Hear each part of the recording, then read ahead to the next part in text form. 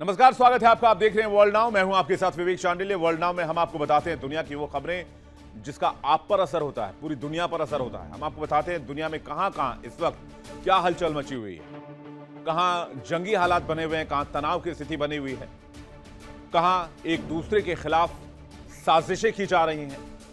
आज world now में जो सबसे बड़ी खबर हम आपके सामने लेकर आए हैं, उन खबरों पर नजर डालते हैं। और सबसे पहली बात अमेरिका की होगी। अमेरिका ने मिडिल ईस्ट में सरेंडर कर दिया है। यह दावा यूं ही नहीं किया जा रहा है। मिडिल ईस्ट में बढ़ते तनाव के बीच super power America middle east में खाड़ी देशों के बीच बैकफुट पर नजर आ रहा है। ईरान के सख्त तेवर और आक्रामक रणनीति ने वॉशिंगटन की चिंता बढ़ा दी है। मिडिल ईस्ट में ईरान के खौफ की वजह से अमेरिका सरेंडर के मोड में है। अमेरिका के कदम पीछे पड़ रहे हैं। कतर और बहरीन में मौजूद अमेरिकी मिलिट्री बेस से सैकड़ों सैनिकों को हटाए जाने की खबर मिल रही है। तो क्या ईरान के खौफ से अमेरिका मिडिल ईस्ट छोड़ रहा है? क्या ईरान के हमलों के डर से अपने बेसेस को खाली करवा रहा है, अपने बेस को सिक्योर कर रहा है ताकि अमेरिकी सैनिकों की जान ना जाए? क्या ईरान की बढ़ती ताकत ने दुनिया के सुपर पावर को अंदर से हिलाकर रख दिया है? देखेंगे डिटेल से, यह खबर आपके सामने रखेंगे। इसी के बाद वर्ल्ड नाउ में दूसरी खबर की बात करेंगे। ईरान की वो ताकत जिससे अमेरिका में हड़कंप मची हुई है और वो बेसेस खाली कर रहा है।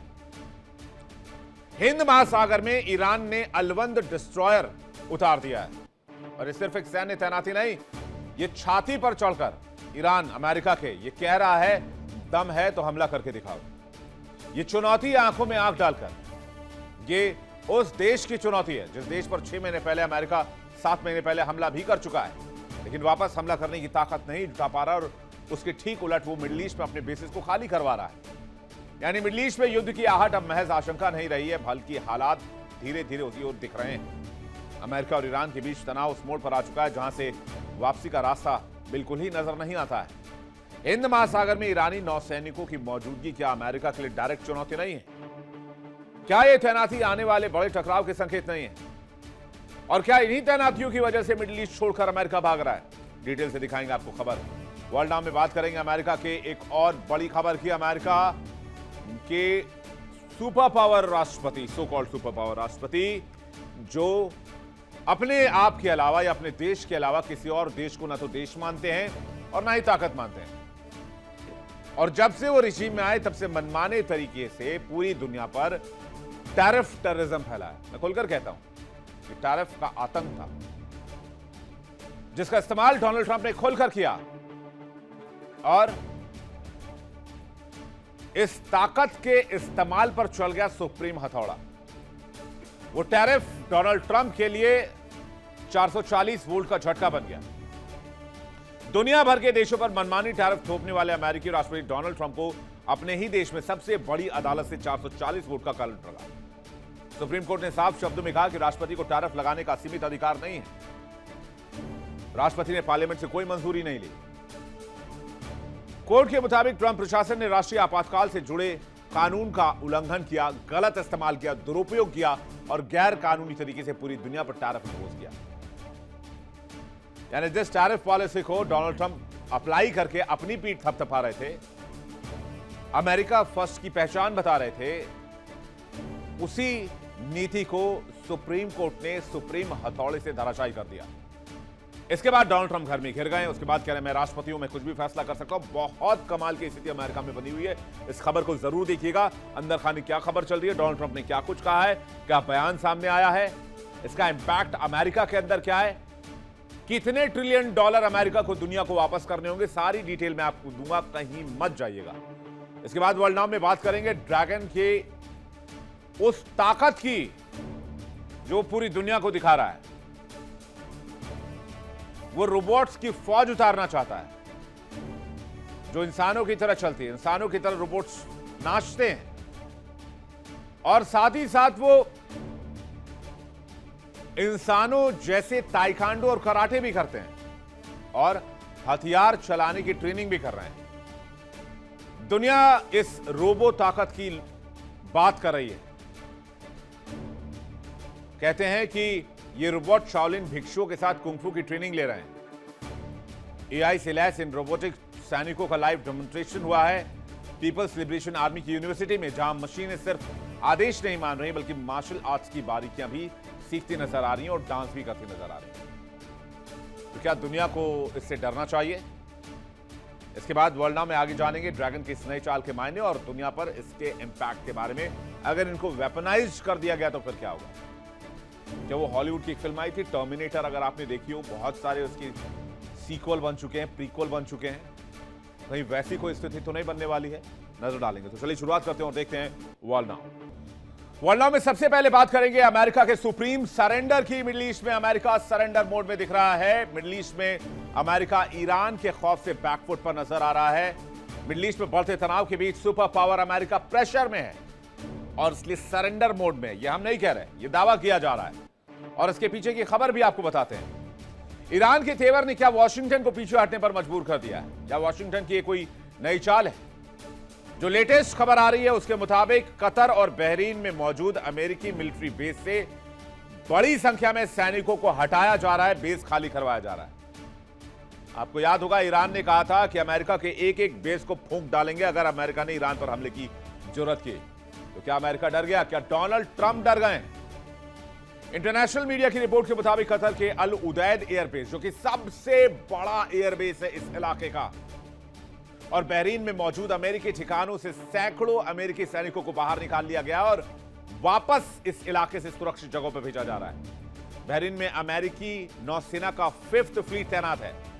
पेंटागन अधिकारियों के हवाले से कहा गया है कि यह कदम एहतियात के तौर पर उठाया जा रहा है क्योंकि ईरान पर संभावित सैन्य कार्रवाई को लेकर तनाव बढ़ रहा है और अगर ईरान ने अटैक शुरू किया तो अमेरिका का एक भी बेस सुरक्षित नहीं रहेगा और एक भी सैनिक अगर मारा गया तो फिर डोनाल्ड ट्रंप को लेने के देने पड़ सकते हैं।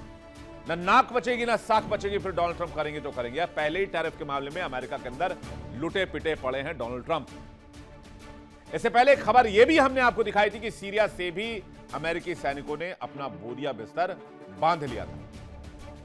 तो पहले सीरिया से अमेरिकी सैनिक भागे, उसके बाद अब बहरीन और कतर जैसे मिलिट्री बेस, जो अमेरिका का मिलिट्री बेस है, वहां वो खुद को सुरक्षित महसूस नहीं कर रहे। अब आपको कतर और बहरीन के इस खबर के बारे में आपने जान ली, इस मिलिट्री बेस के बारे में भी आप जान लीजिए। फिर उसके बाद बताएंगे क्यों कतर और बहरीन के मिलिट्री बेस को खाली कर रही है अमेरिकी सेना। आइए देखते हैं।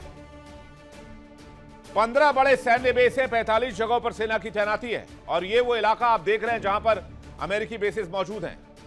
15 बेसेस की जगह देख लीजिए। तुर्की में बेस है, सीरिया में बेस है, जॉर्डन में बेस है, मिस्र में बेस है, सऊदी अरब में बेस है, बहरीन में, कुवैत में, यूएई, ओमान और कतर में बेस है, इराक में बेस है और ये ऊपर वाला जो इलाका आप देख रहे हैं वो है ईरान। अब कहा यह जा रहा है कि बहरीन और कुवैत से जो है वो वापसी हो रही है। 50,000 सैनिक यहां तैनात हैं इन इलाकों में। लेकिन मुश्किल की बात अमेरिका के लिए क्या है कि सारे बेसेस जो है ईरान के रेंज में है, ईरान के रेंज से बाहर नहीं है। यानी 50,000 अमेरिकी सैनिक ईरान के टारगेट पर हैं। कतर में 100 विमान और ड्रोन मौजूद है, 10,000 सैनिक तैनात हैं। बहरीन में नेवल सपोर्ट एक्टिविटी है। अमेरिकी नौसेना के 5वें बड़े नेवल फोर्सेस सेंट्रल कमांड का मुख्यालय है। 9,000 सैनिकों की तैनाती है बहरीन के अंदर। लेकिन वो कहावत है, मरता क्या ना करता। तो अमेरिका ने सोचा कि इससे पहले कि हमारे सैनिक मारे जाएं, यहां से निकलने में भलाई है। कतर में मौजूद अमेरिका का सबसे अहम सैन्य ठिकाना है, जिसे अल उदैद एयरबेस के नाम से जाना जाता है। यह पूरे मिडिल ईस्ट में अमेरिका का सबसे बड़ा एयरबेस है जिसको खाली किया जा रहा है। यहां से इराक, सीरिया, अफगानिस्तान तक एयर ऑपरेशन कंट्रोल होते हैं। सेंटकॉम यानी कि अमेरिकी सेंट्रल कमांड का फॉरवर्ड हेडक्वार्टर भी यहीं पर है। यानी साफ तौर पर कहें, साफ शब्दों में कहें, बगैर किसी लाग लपेट के कहें तो यह अमेरिका के लिए सिर्फ बेस नहीं, यह कमांड सेंटर है और एक बहुत इंपॉर्टेंट इलाका है। यह वो बेस है जहां से अमेरिका पूरे मिडिल ईस्ट को कंट्रोल करता है और यहीं से अमेरिकी सैन्य ताकत का प्रदर्शन होता था। लेकिन वो ताकत हवा हो गई। अब हालात बदल चुके हैं। यहां से अमेरिकी सैनिकों को निकाला जा रहा है। डर है कि ईरान मिसाइल और ड्रोन्स की बारिश कर देगा। इसके बाद यहां से किसी को भी बचा पाना बहुत मुश्किल हो जाएगा। बहरीन की कहानी भी जान लीजिए। अमेरिकी नेवी का समुद्री अड्डा है, नेवल सपोर्ट एक्टिविटी है ये। यहां पर यूएस नेवी का 5th फ्लीट हेडक्वार्टर है। यहां से कहां नजर रखता है अमेरिका? फारस की खाड़ी पर, लाल सागर में, हिंद महासागर में, यहीं से निगरानी की जाती है। ईरान पर निगरानी का सबसे बड़ा समुद्री अड्डा, मतलब बहरीन समुद्र में अमेरिका की आंख भी है, कान भी है और हथियार भी है। लेकिन ये तीनों बंद होने वाले हैं। यूएस सेंट्रल कमांड सेंटकॉम का मुख्यालय कतर की राजधानी दोहा से लगभग 20 मील दक्षिण में अल उदैद एयरबेस पर है। यह ठिकाना ईरान से बहुत ज्यादा दूर नहीं है, महज 30 मील की दूरी पर है और ईरान जब चाहे इस इलाके को धुआं धुआं कर सकता है। अंदर की खबर मैं आपको एक और बताऊं, मिडिल ईस्ट के देशों ने कह दिया है कि भाई अब हमको माफ कीजिए, आपकी और ईरान की लड़ाई आप और ईरान में सुलझाई, इसे मिडिल ईस्ट में लेकर मत आइए। और ये बात कई बार कही जा चुकी है। मिडिल ईस्ट के कई देशों ने कहा है कि हम आपकी लड़ाई का हिस्सा नहीं बनना चाहते। और कतर और बहरीन ने तो सुनने में आ रहा है ये कि अंदर खाने की बहुत स्ट्रांग तरीके से कह दिया है कि आप अपना साजो सामान उठाइए और कहीं और जाकर युद्ध लड़िए, हमें लड़ाई में कोई दिलचस्पी नहीं, हमें अपनी लड़ाई में मत घुसिए। क्योंकि ईरान काफी आसानी से जितने इलाके हमने आपको दिखाए, जरा फुल स्क्रीन अगर इस पर हम मैप लेकर आए, बड़ी स्क्रीन पर मैप लेकर आए, ईरान बहुत आसानी से इन बेसेस को जो कि मौजूद हैं मिडिल ईस्ट में, ये देखिए ये वो इलाके हैं, ईरान कभी भी चाहेगा इन 15 बेस को एक झटके में खत्म कर सकता है। 45 जगहों पर सेना की तैनाती है। लेकिन ऐसा नहीं इधर से रिटेलिएशन नहीं होगा और ईरान को नुकसान होगा, नहीं होगा, ये मैं नहीं कह रहा। लेकिन ईरान के पास कैपेबिलिटी इतनी है कि वो अमेरिका को इतना डेंट कर सकता है कि अमेरिका के लेने के देने पड़ सकते हैं। और ईरान के supreme leader Ayatollah Ali Khamenei पहले ही वार्न कर चुके हैं, धमकी दे चुके हैं, अगर अमेरिका हमला करता है तो विनाशक नुकसान करेंगे। ये वही नुकसान की तस्वीर आप देख रहे हैं। ये वो मैप जो आप देख रहे हैं जिसमें सारी जगहें हैं, तुर्की, Syria, Jordan, Iraq, Kuwait, UAE, Oman, Saudi Arab, Bahrain, मिस्र।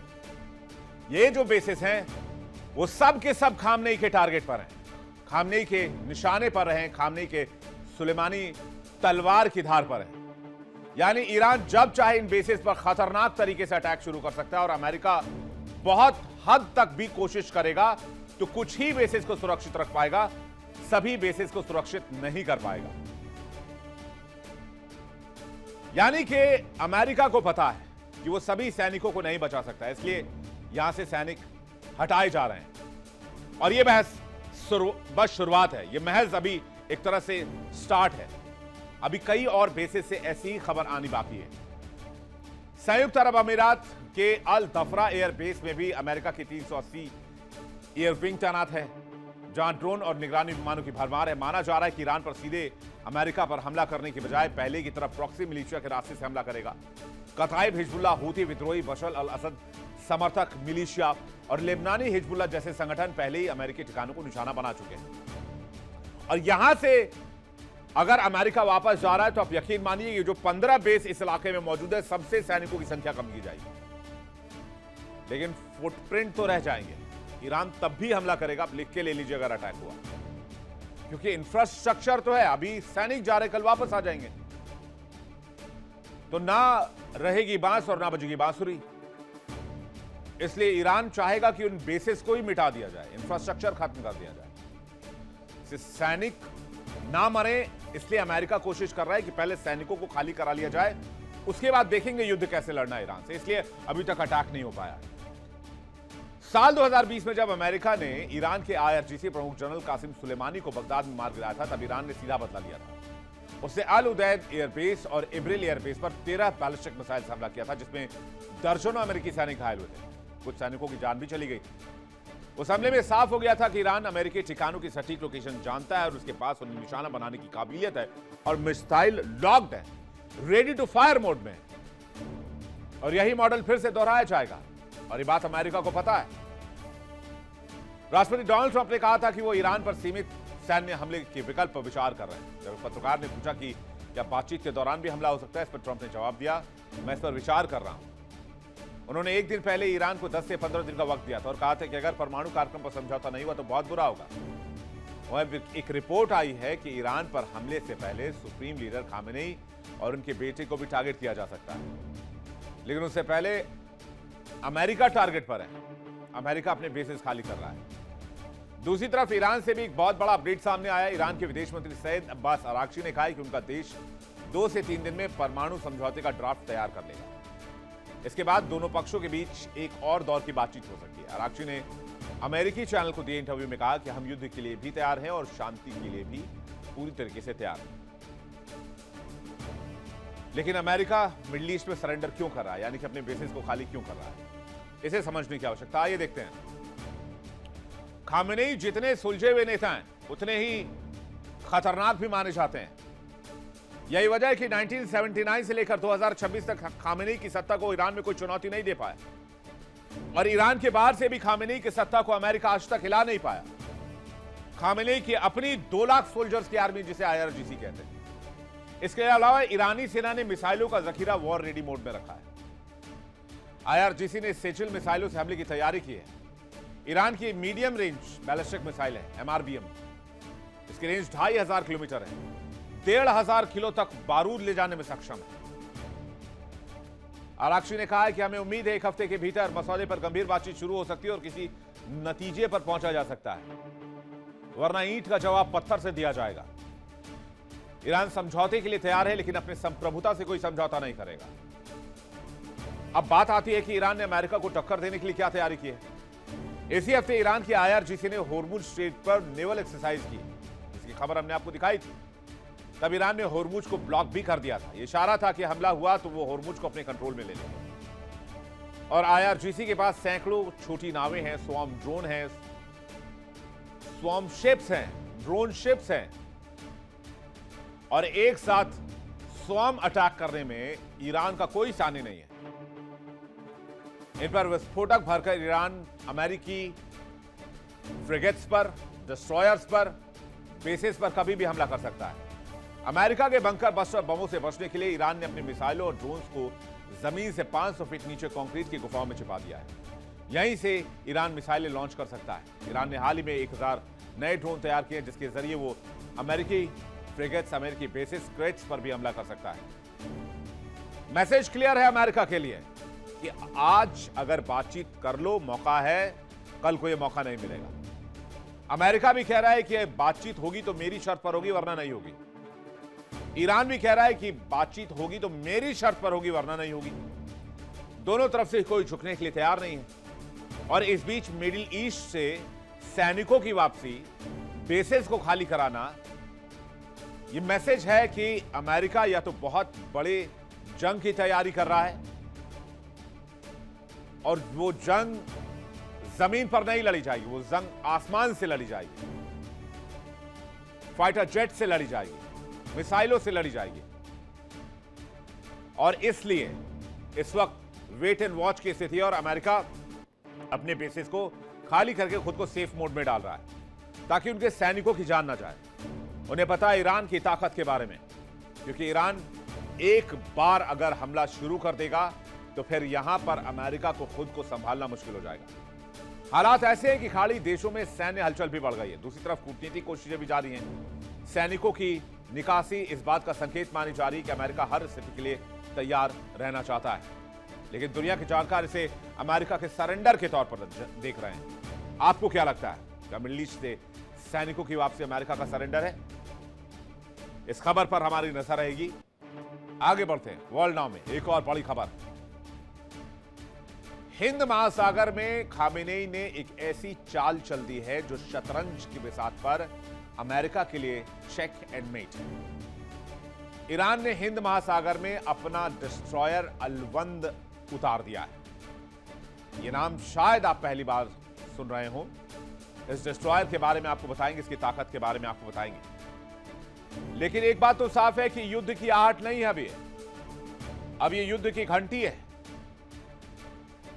ईरान और अमेरिका के बीच तनाव उस मोड़ पर है जहां से वापसी का रास्ता नहीं, या है तो बहुत कम है। 100 में से बस एक मौका है। राष्ट्रपति डोनाल्ड ट्रंप 15 दिन का अल्टीमेटम देकर बैठे हुए हैं। ईरान झुकने के बजाय सैन्य तैनाती बढ़ा रहा है। ईरान ने रूस के साथ मिलकर हिंद महासागर में ओमान की खाड़ी में एक ज्वाइंट ड्रिल भी शुरू की, जिसे ट्रंप की धमकियों का सीधा और प्रलयंकारी जवाब माना जा रहा है।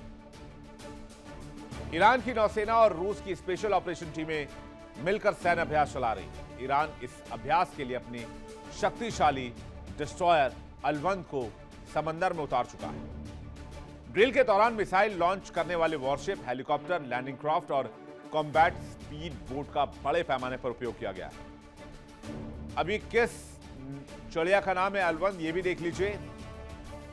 इसे IRIS अलवंद कहते हैं। ईरानी नौसेना का एक बहुत बड़ा युद्धपोत है। ब्रिटेन की वॉस्पर थॉर्निकॉफ्ट कंपनी ने इसे बनाया था। बाद में ईरान की सेवा में शामिल हुआ। इसे अलवंद क्लास फ्रिगेट भी कहा जाता है। 1970 के दशक में इसे ईरान को सौंपा गया था। ईरानी क्रांति के बाद भी यह सेवा में बना रहा। इसे वॉस्पर MK5 फ्रिगेट कहा जाता है। रूस और चीन के साथ संयुक्त नौसैनिक अभ्यास में भी इसने हिस्सा लिया है। इसका वजन लगभग 1100 से 1540 टन है।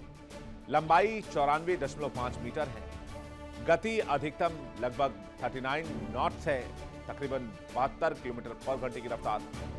क्रूज रेंज जो है वो लगभग 5000 समुद्री मील है। भूमिका क्या है? समुद्री गश्त करना, काफिले की सुरक्षा करना, एंटी शिप और एंटी सबमरीन युद्ध लड़ना, एयर डिफेंस और छोटे हथियारों का सेट रखना, एंटी सबमरीन टॉर्पीडो ट्यूब इसमें पहले से ही फिट है। और ईरानी नौसेना के सरफेस कॉम्बैट फ्लीट की इसे रीढ़ भी माना जाता है। सबसे इंपॉर्टेंट यह रहा कि दोनों देशों की सेनाओं ने एक हाईजैक किए गए जहाज को छुड़ाने के लिए एक सफल ऑपरेशन की अपनी तैयारी का लोहा मनवाया। यह एक्सरसाइज स्ट्रेट ऑफ हॉर्मुज जैसे रणनीतिक क्षेत्र के पास किया गया, जो वैश्विक तेल आपूर्ति के लिए जीवन रेखा माना जाता है। ईरान ने मैसेज क्लियर किया हुआ है कि ईंट का जवाब पत्थर से दिया जाएगा, इसलिए हॉर्मुज स्ट्रेट में बहुत बड़ी एक्सरसाइज की जा रही है। ईरान और रूस की एक्सरसाइज है। ईरानी सेना ने विध्वंसक सैन्य अभ्यास किया। फारस की खाड़ी और ओमान सागर में ईरान का मैसेज है, फारस की खाड़ी से दूर रहो। अमेरिकी युद्धपोत को चुनौती है और इस एक्सरसाइज का जो वीडियो है वो भी इसका प्रसारण करके अमेरिका को चुनौती दी है ईरान ने। दोनों देशों की नौसेना ओमान की खाड़ी और उत्तरी हिंद महासागर में उतरी और जॉइंट ड्रिल की। इस जॉइंट ड्रिल का समय बेहद महत्वपूर्ण रहा, क्योंकि ईरान को लगातार धमकियां मिल रही हैं और वो इनके आगे झुकने के बजाय सीना ताने खड़ा है। खामनेई के साथ चीन रूस की ताकत भी है। मिडिल ईस्ट में महाशक्तियों का ये बैटल ग्राउंड बन चुका है। एक तरफ बीजिंग जहां आर्थिक ढाल दे रहा है, वहीं सामरिक मदद पहुंचा रहा है मॉस्को। दोनों मिलकर खामनेई को आत्मविश्वास दे रहे हैं कि अमेरिका है तो क्या हुआ, हम भी आपके पीछे खड़े हैं। दुनिया में एक नया पावर ब्लॉक बन रहा है। रूस और ईरान ने मिलकर जॉइंट एक्सरसाइज से मैसेज दे दिया है कि अमेरिका बेशक इस इलाके में हो, लेकिन अमेरिका दादागिरी नहीं कर सकता और इस इलाके में किसी की दादागिरी बर्दाश्त भी नहीं की जाएगी, चाहे वो दुनिया का सुपर पावर ही क्यों ना हो। समंदर से लेकर आसमान तक मिसाइल ड्रिल, नेवी मूवमेंट और एयर कोऑर्डिनेशन, ये सिर्फ सैन्य अभ्यास नहीं, ये एक पावर शो है, पावर पैक्ड एक्शन शो, जो अमेरिका की सरकार के लिए, अमेरिकी राष्ट्रपति के लिए, अमेरिकी सेना के लिए किसी खुली चुनौती से कम नहीं। व्हाइट हाउस की कुर्सी पर बैठे डोनाल्ड ट्रंप के लिए तस्वीरें किसी आघात से कम नहीं है। जरा इन तस्वीरों को फुल स्क्रीन हम आपको दिखाते हैं, किस तरह से वॉर एक्सरसाइज को समंदर के बीचों बीच अंजाम दिया गया है। ये देखिए तस्वीरें, ये है ईरान रशिया मिलिट्री डील की वो तस्वीर जो व्हाइट हाउस में इस वक्त हड़कंप मचा रही है।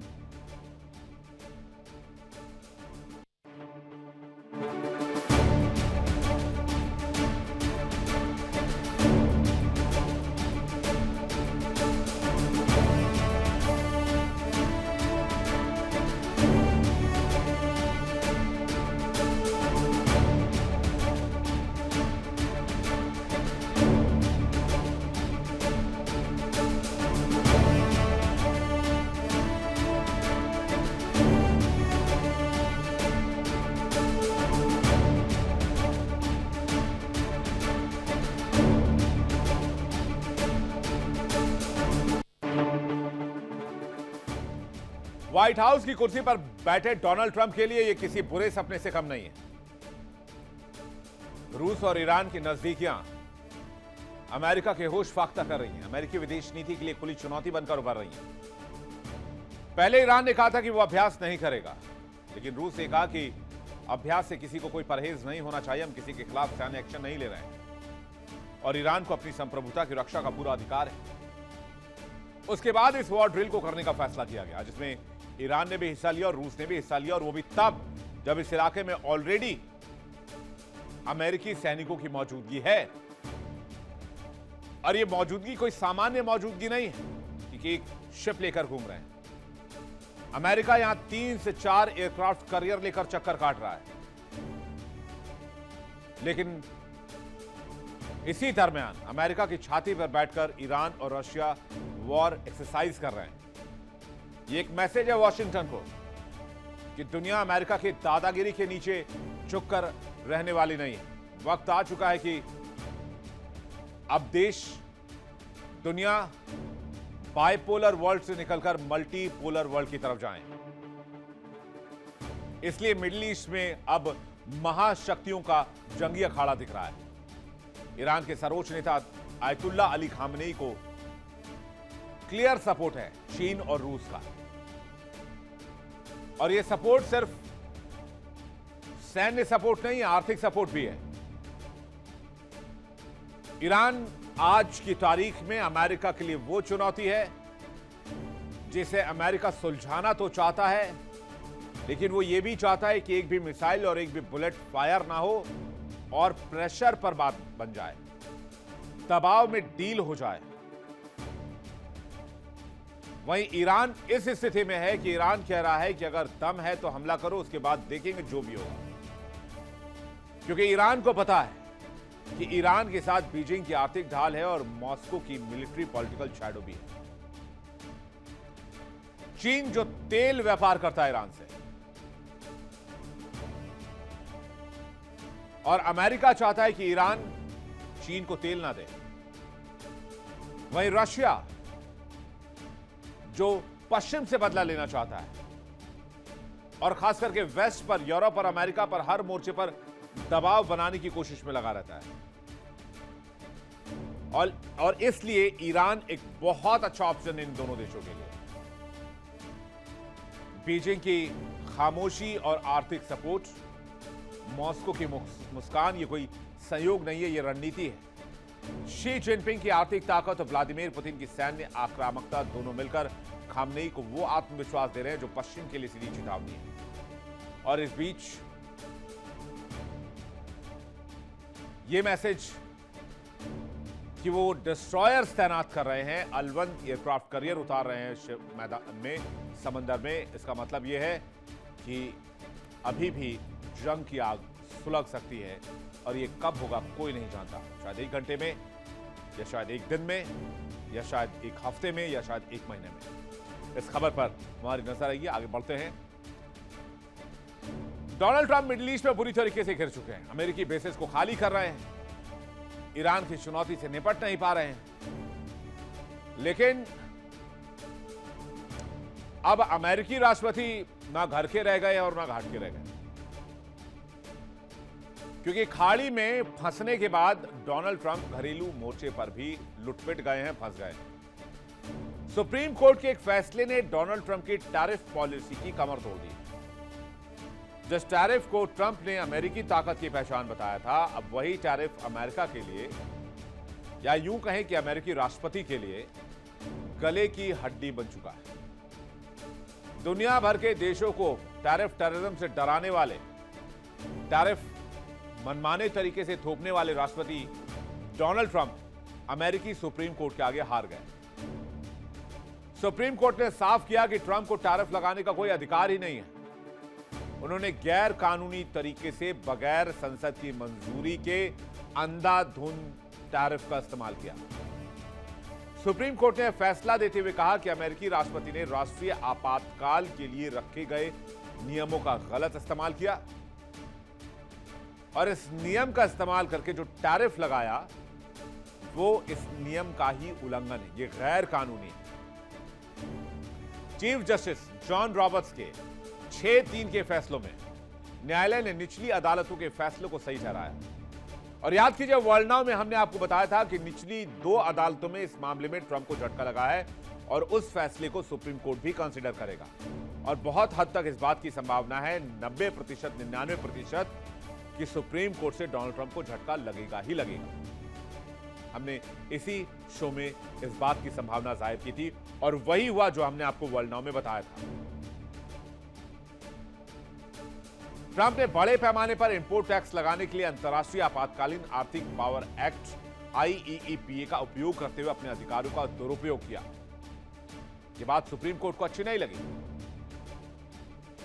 यह अधिकार राष्ट्रपति को नहीं, सिर्फ संसद को है, सुप्रीम कोर्ट का साफ तौर पर कहना था। हालांकि डोनाल्ड ट्रंप तो डोनाल्ड ट्रंप है, डोनाल्ड ट्रंप को कौन रोक सकता है। जैसे ही कोर्ट का फैसला आया, 3 घंटे के बाद डोनाल्ड ट्रंप मीडिया के सामने आ गए। डोनाल्ड ट्रंप ने प्रेस को संबोधित किया। इस दौरान उन्होंने दुनिया भर के देशों पर नए कानून सेक्शन 122 का इस्तेमाल करते हुए 10% टैरिफ लगाने का ऐलान कर दिया।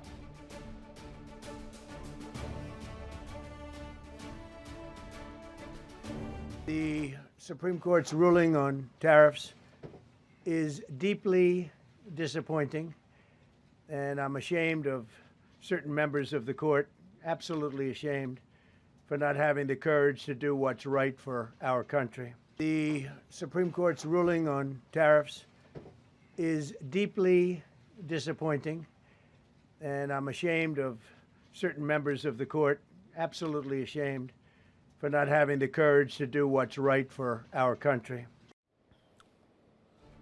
डोनाल्ड ट्रंप सुप्रीम कोर्ट के फैसले को शर्मनाक बता रहे हैं, शेमफुल बता रहे हैं। इसके पीछे की वजह है कि डोनाल्ड ट्रंप को 18 लाख करोड़ रुपए लौटाने पड़ सकते हैं पूरी दुनिया के, इंक्लूडिंग भारत।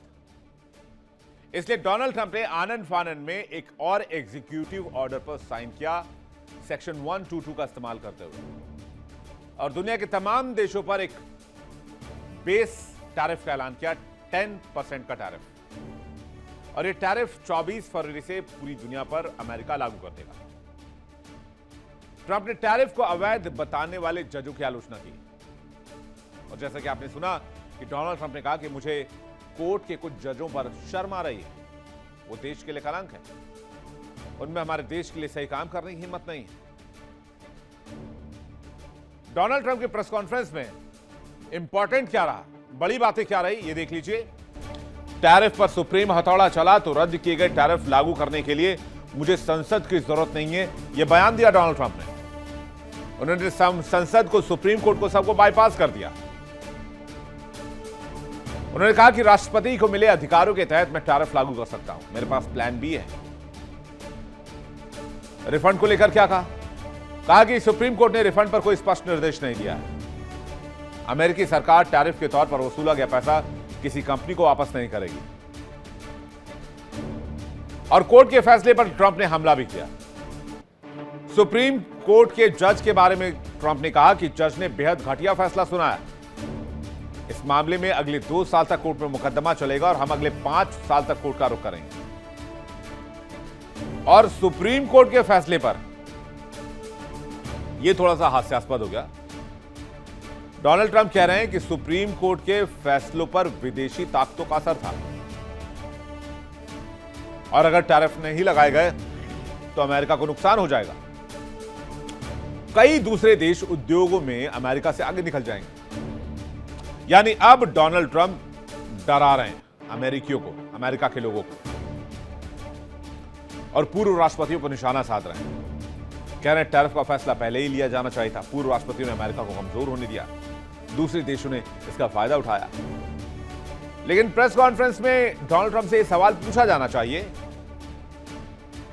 कि अमेरिका का सबसे ज्यादा बंटाधार तो आपने किया, अमेरिकी साख पर सबसे ज्यादा बट्टा तो आपने लगाया। दुनिया भर में जो अमेरिकी भरोसा बना हुआ था उसको आपने एक झटके में तोड़ा। तो फिर इसमें सुप्रीम कोर्ट की क्या गलती है? क्योंकि अगर आपको डॉलर के अलावा कोई रिश्ता नजर नहीं आता तो गलती फिर आपकी हो सकती है। इसलिए आकलन की आवश्यकता है, समीक्षा की जरूरत है। अब समझिए सेक्शन 122 अमेरिका का कानून क्या है, जिसके तहत एग्जीक्यूटिव ऑर्डर पास करके आपातकाल नियम के हिसाब से डोनाल्ड ट्रंप ने 10% का एक बेस टैरिफ पूरी दुनिया के लिए छोड़ दिया। सेक्शन 122 अमेरिकी कानून का हिस्सा, जिसे trade off trade act of 1974 कहा जाता है। यह कानून अमेरिकी राष्ट्रपति को अधिकार देता है कि अगर देश को अचानक व्यापार घाटे या आर्थिक संकट का खतरा हो तो वो तुरंत आयात पर टैरिफ लगा सकते हैं। इसी के तहत राष्ट्रपति बिना लंबी जांच प्रक्रिया के अस्थायी तौर पर टैरिफ लगा सकते हैं, और जो अब अमेरिकी राष्ट्रपति डोनाल्ड ट्रंप ने किया। आमतौर पर यह टैरिफ 150 दिनों तक लागू रह सकता है। इस दौरान सरकार स्थिति की समीक्षा करती है और आगे का फैसला भी करती है। दुनिया के सभी व्यापारिक साझेदार देशों पर 10% का एक जैसा ग्लोबल टैरिफ लगाने का मतलब होगा कि जिन देशों पर ज्यादा टैरिफ लगा है वो खुद ब खुद हट जाएगा। टैरिफ में अब तक कुछ ही उत्पादों को छूट दी गई है, जैसे कि कृषि उत्पाद, बीफ, टमाटर, संतरा, महत्वपूर्ण खनिज, दवाइयां, कुछ इलेक्ट्रॉनिक्स और पैसेंजर वाहन। ट्रंप प्रशासन ने कहा कि यह टैरिफ पुराने वाले की जगह लेगा और अधिक पैसा कमाने की कोशिश हम जारी रखेंगे। साल 1971 में अमेरिका और दुनिया के बीच व्यापार और भुगतान संतुलन, बैलेंस ऑफ पेमेंट में भारी असंतुलन हो गया था। अमेरिका लगातार ज्यादा आयात कर रहा था और निर्यात कम कर पा रहा था, जिससे डॉलर पर भी दबाव बढ़ गया। इसके बाद तत्कालीन राष्ट्रपति निक्सन ने दुनिया भर के देशों पर 10% का ग्लोबल टैरिफ लगा दिया था। इसके बाद यह महसूस किया गया कि भविष्य में अगर ऐसी आर्थिक आपात स्थिति बनी तो राष्ट्रपति के पास ऐसी चीजों से निपटने के लिए कानूनी अधिकार होने चाहिए। इसी मकसद से 1974 में ट्रेड एक्ट 1974 पारित किया गया। न्यूयॉर्क टाइम्स की रिपोर्ट के मुताबिक सेक्शन 122 का पहले कभी इस्तेमाल नहीं हुआ है। इसलिए यह भी साफ नहीं है कि इसे अगर अदालत में चुनौती दी गई तो फिर अदालतें इसकी व्याख्या कैसे करेंगी। यह अदालत में टिकेगा भी कि नहीं टिकेगा। वहीं सुप्रीम कोर्ट ने ट्रंप प्रशासन को फटकारते हुए कहा था कि अमेरिका दुनिया के हर देश के साथ युद्ध की स्थिति में नहीं आ सकता। हालांकि फैसले को लेकर 3 जजों जस्टिस सैमुअल एलिटो, क्लेरेंस थॉमस और ब्रेट कैवेनॉ ने इस फैसले पर असहमति जताई। कैवेनॉ ने अपने नोट में लिखा कि टैरिफ नीति समझदारी भरी है या नहीं, यह अलग सवाल है, लेकिन उनके मुताबिक यह कानूनी तौर पर वैध थी। कैवेनॉ ने अपने नोट में भारत पर रूसी तेल खरीद को लेकर लगाए गए टैरिफ का भी जिक्र किया। उन्होंने लिखा कि यह टैरिफ विदेश नीति और राष्ट्रीय सुरक्षा से जुड़े संवेदनशील मुद्दों के तहत लगाए गए। अमेरिकी सुप्रीम कोर्ट में कुल 9 जज हैं, इनमें से 6 जजों को रिपब्लिकन राष्ट्रपतियों ने नियुक्त किया है, जबकि 3 जज डेमोक्रेटिक राष्ट्रपतियों द्वारा नियुक्त किए गए हैं। फैसले के खिलाफ वोट करने वाले 3 जज रिपब्लिकन राष्ट्रपतियों ने नियुक्त किए थे, इसलिए उनका वोट इधर आया। कोर्ट के आदेश से ट्रंप के सभी टैरिफ खत्म नहीं हुए हैं। स्टील और एल्यूमिनियम पर लगाए गए टैरिफ अलग कानूनों के तहत लगाए गए थे, इसलिए ये अभी जारी रहेंगे। हालांकि 2 बड़ी कैटेगरी में टैरिफ रिलीफ मिली है। पहली कैटेगरी रेसिप्रोकल टैरिफ की है, जो अब अलग अलग देशों पर अलग अलग हिसाब से लगे हुए थे। इनमें चीन पर 34% था, बाकी दुनिया के लिए 10% बेसलाइन टैरिफ तय किया गया था। कोर्ट के फैसले के बाद ये सारे टैरिफ अमान्य हो गए। दूसरी कैटेगरी 25% टैरिफ की है, जो कनाडा, चीन और मैक्सिको के सामानों पर डोनाल्ड ट्रंप ने लगाया, जो वहां से इंपोर्ट किया जाता था। ट्रंप प्रशासन का कहना था कि इन देशों ने अमेरिका में फेंटनाइल की तस्करी रोकने के लिए पर्याप्त कदम नहीं उठाए। कोर्ट के फैसले ने इस 25% टैरिफ को भी निरस्त कर दिया है। सुप्रीम कोर्ट के इस फैसले का असर क्या होगा, यह भी आप जल्दी से जान लीजिए। अमेरिका को 175 अरब डॉलर से अधिक का नुकसान होगा। दुनिया के देशों को अमेरिका में सामान बेचने में राहत मिलेगी। चीन, यूरोप समेत कई देश के निर्यातकों को फायदा होगा। कई चीजें सस्ती हो सकती हैं। शेयर बाजार में तेजी देखी जा सकती है आने वाले हफ्तों में। यानी कि ये सारे सेक्टर जो हैं वो इंपैक्ट में आने वाले हैं इस फैसले के बाद जो सुप्रीम कोर्ट ने अमेरिका के अंदर लिया है। यानी ट्रंप के लगाए गए टैरिफ हट जाएंगे, कंपनी को पैसा वापस करना पड़ सकता है। इसलिए ट्रंप परेशान है कि इतने पैसे लाएंगे कहां से। 175 अरब डॉलर से अधिक का नुकसान हो चुका है। दुनिया के देशों को अमेरिका में सामान बेचने में अब राहत मिलेगी। पिछले 1 साल की अगर रिपोर्ट देखें तो शुरुआत से अब तक ट्रंप प्रशासन ने लगभग 298 बिलियन डॉलर के आसपास टैरिफ वसूला है। मोटा मोटी अगर आप देखें तो ये जो टैरिफ रहता है वो तकरीबन $98, $99, $95 बिलियन पर ईयर के हिसाब से रहता है, फाइनेंशियल ईयर के हिसाब से। सबसे ज्यादा जो कलेक्शन हुआ था वो $115 बिलियन साल 2022 में पाया गया था, और उसके बाद इस साल अभी तक का रिकॉर्ड कलेक्शन 2026 में किया, जिसका डेटा अब सामने आया है। लेकिन अब रिफंड को लेकर सवाल है। फैसले के बाद यह साफ नहीं कि सरकार को कंपनियों को वसूला पैसा गया लौटाना पड़ेगा या नहीं। ट्रंप प्रशासन ने कहा था कि अगर केस हार गए तो कई देशों के साथ हुए व्यापार समझौतों को वापस लेना पड़ सकता है और अमेरिका को भारी रिफंड चुकाना पड़ सकता है। और जिस हिसाब से अमेरिका पर कर्ज है 37-38 ट्रिलियन डॉलर का, ऐसा लगता है अमेरिका कटोरी में तो पहले ही छेद है, और उस छेद के अंदर सुप्रीम कोर्ट भी हमले कर रहा है, जिसे छेद और बड़ा हो सकता है। और उसके बाद जाहिर सी बात है कि अमेरिका के पास कोई विकल्प रहेगा नहीं। अब अमेरिका को ये पैसे देने होंगे, और उसके बाद अमेरिकी इकोनॉमी का क्या हुआ, ये ऊपर वाला ही मालिक है। चलिए आगे बढ़ते हैं। इन दिनों बड़ी एआई की बातचीत हो रही है, सोशल मीडिया पर ड्रोन्स की बात हो रही है। हमारे पड़ोस में एक मुल्क है चाइना। आपको पता है चाइना में जो रोबोट्स बनाए जा रहे हैं वो क्या क्या कर रहे हैं? नहीं पता है तो जरा फुल स्क्रीन पहले आप तस्वीर देखिए, उसके बाद हम आपको बताते हैं कि वहां के रोबोट्स क्या क्या कर सकते हैं। ये एनुअल रोबोटिक फेस्टिवल है जिसकी तस्वीर इस वक्त आप देख रहे हैं।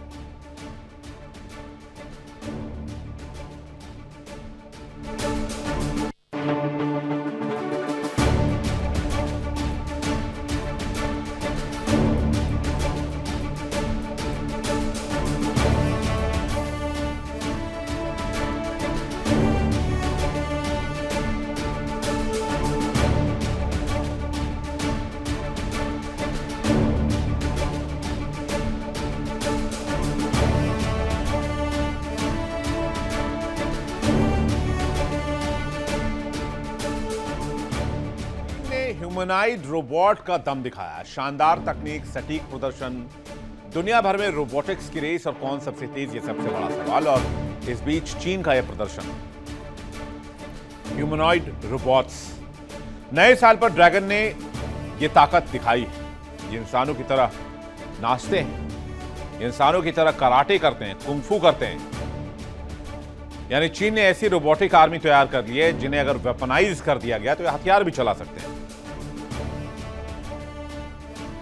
ये कभी इंसानों की नकल करते नजर आते हैं, कभी कुंग-फू करते नजर आते हैं, कभी कराटे करते नजर आते हैं, कभी शाओलिन भिक्षुओं की तरह, जरा फुल स्क्रीन तस्वीरें रखिए, शाओलिन भिक्षुओं की तरह ये कुंग-फू की ट्रेनिंग भी लेते हैं। पीएलए की यूनिवर्सिटी में एआई से लैस इन रोबोटिक्स सैनिकों का लाइव प्रदर्शन किया गया, जिसे देखकर दुनिया ने दांतों तले उंगली दबा ली है। चीन ने इस साल अपने स्प्रिंग फेस्टिवल गाला में टेक्नोलॉजिकल ताकत का प्रदर्शन किया है। दरअसल इस शो में इंसान जैसी मशीनों ने खूब तालियां बटोरी। इस शो में दर्जनों ह्यूमनॉइड रोबोट्स यानी कि इंसान जैसे दिखने वाले रोबोट्स पहुंचे। इस कार्यक्रम में रोबोट्स इंसानों के साथ सिर्फ लय में नाच नहीं रहे थे, बल्कि उन्होंने बैकफ्लिप, कुंग-फू के दावपेच और कॉमेडी स्किट्स में भी हिस्सा लिया। पूरे शो में एक भी रोबोट लड़खड़ाए तक नहीं। अब दुनिया ये सोच रही कि अगर इन्हें वेपनाइज कर दिया जाए या इनके हाथ में मशीन गन थमा दिया जाए तो फिर जंग में इंसानों की जाने की जरूरत ही नहीं है। एक व्यक्ति कंप्यूटर पर बैठकर हजारों लाखों रोबोट्स को ऑपरेट कर सकता है, कमांड दे सकता है, हमले का आदेश दे सकता है, कुछ भी हो सकता है। उसके बाद क्या होगा? तो क्या मशीनें चीन के लिए जंग लड़ेंगी? क्या चीन इन रोबोट्स को आर्मी में भी शामिल करना चाहता है? ऐसे कई सवाल हैं। या फिर शामिल कर चुका है या इनके हाथ में हथियार भी दे चुका है, क्योंकि चीन के अंदर जो कुछ भी चल रहा होता है उसके बारे में जानकारी मिल ही नहीं पाती, और ये सबसे ज्यादा टेंशन की बात है पूरी दुनिया के लिए। वर्ल्ड नाउ में फिलहाल इतना ही। देखिए इंडिया डेली 24/7 अब आपके स्मार्ट टीवी पर। इंडिया डेली मौजूद है सभी डिजिटल प्लेटफॉर्म पर लाइव और लगातार। इंडिया डेली 24/7 हर दिन राष्ट्र को समर्पित।